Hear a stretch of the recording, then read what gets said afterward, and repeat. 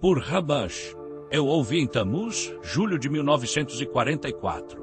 Tenha em mente que, quando se começa a andar no caminho de querer fazer tudo para o Criador, chega-se a estados de subidas e descidas. Às vezes vem uma descida tal que surgem pensamentos de escapar da Torá e das mitzvot, preceitos. Isto é, vem pensamentos de que a pessoa não tem mais desejo de estar no domínio da Kedushá, santidade. Nesse estado deve-se crer no oposto, ou seja, que é a Kedushá que foge de você. A razão é que quando se quer macular a Kedushá, ela avança e foge primeiro. Se acreditar nisso e a superar durante a fuga, então o Brash, fuga, é transformado em Baresh, bênção, como está escrito. Abençoa, Senhor, o que façam e aceita o trabalho de suas mãos. Qual é a razão do pesar que a pessoa sente quando se anula perante o Criador no trabalho? Rabash, eu ouvi em 12 de Shevat, 6 de fevereiro de 1944. Devemos saber a razão do pesar sentido quando se deseja trabalhar na anulação do eu, perante o Criador e não cuidar do próprio interesse. Chega-se a um estado como se o mundo inteiro parasse e ficasse sozinho e estivesse aparentemente ausente deste mundo, e deixasse sua família e amigos a fim de se anular perante o Criador. Há uma razão simples para isso, chamada falta de fé. Isso significa que não se vê perante quem se está anulando. Ou seja, não se sente a existência do Criador. Isso causa sentimento de pesar.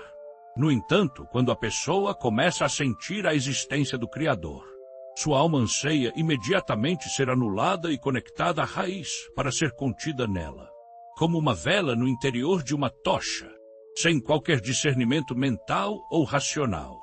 Isso acontece naturalmente como uma vela é anulada diante de uma tocha. Resulta que a essência do trabalho individual é apenas alcançar a sensação da existência do Criador. Isto é sentir a existência do Criador e que a terra inteira está cheia de sua glória. Este será todo o trabalho de uma pessoa. Todo o vigor que emprega em seu trabalho será somente para obter essa percepção, sem nenhuma outra finalidade. Não se deve confundir achando que é preciso adquirir muitas coisas. Ao contrário, há somente uma coisa que a pessoa necessita, fé no Criador. Ela não deve pensar em nada mais. A única recompensa que quer pelo seu trabalho é a fé no Criador. Devemos saber que não há diferença entre uma pequena ou uma grande iluminação que a pessoa alcance, porque não há mudanças na luz. Ao contrário, todas as mudanças estão nos vasos que recebem a abundância, como está escrito. Eu, o Senhor, não mudo. Daí, se a pessoa pode ampliar seus vasos, nessa medida ampliará a luminosidade. No entanto, com o que se ampliam os vasos, a resposta é na medida em que louva e dá graças ao Criador por tê-la trazido para mais perto dele. Assim a pessoa percebe um pouco e pensa na importância disso. Ou seja, que foi premiada com alguma conexão com o Criador. Segundo o grau de importância que a pessoa atribui a si mesma, será a medida da luminosidade que cresce nela.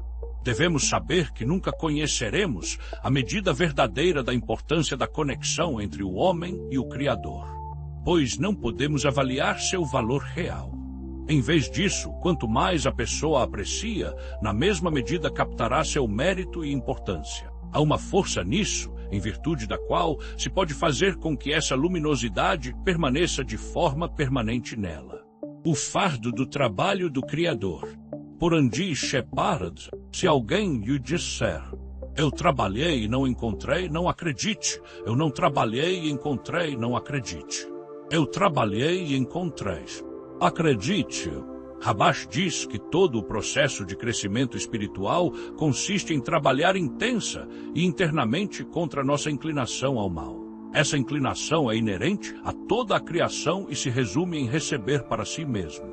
O Criador, querendo doar a abundância que nele existe, faz uma criatura que deseja receber exatamente essa abundância.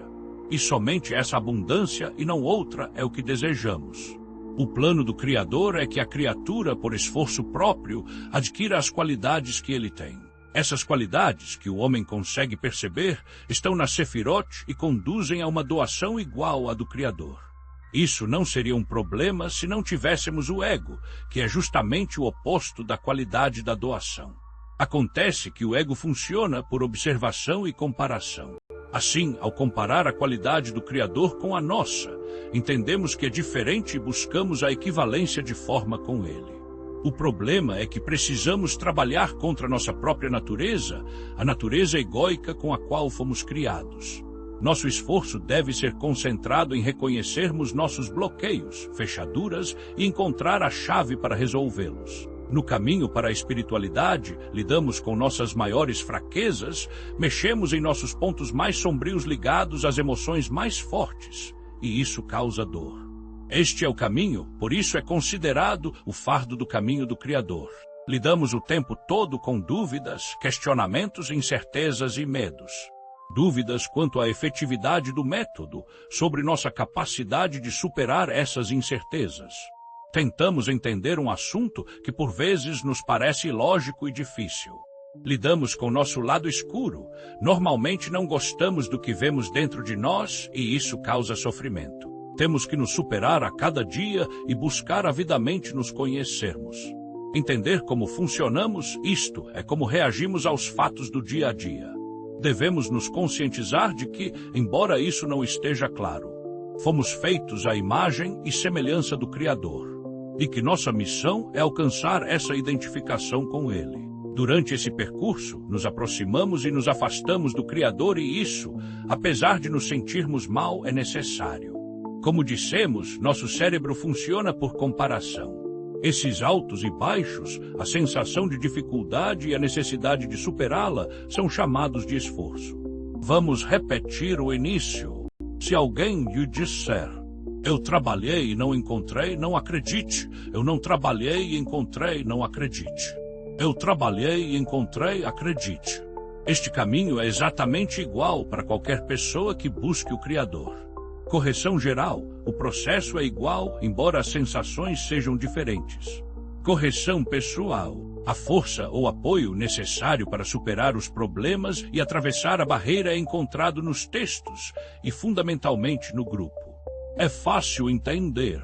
A força de cada um somada cria a possibilidade real de limpeza de conceitos e também a confiança necessária para enfrentar as quedas, afastamento do Criador e retomar a ascensão, proximidade.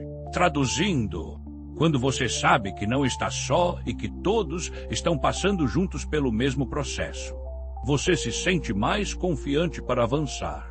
Essa lógica o cérebro aceita, entretanto, ele teima em afirmar que não precisa do grupo para avançar. Isso é o ego traçando tramas para impedir que alcancemos a conexão com o Criador, pois sabe que perderá o controle das nossas emoções e deixaremos de sofrer. O mais interessante, talvez você não tenha se dado conta, é que o ego se identifica com dor e sofrimento. Justamente o oposto do plano da criação. Lidar com essa dicotomia nem sempre é fácil, é verdade. Entretanto, o grupo existe para lhe dar a energia necessária. Aproveite essa ferramenta da melhor forma.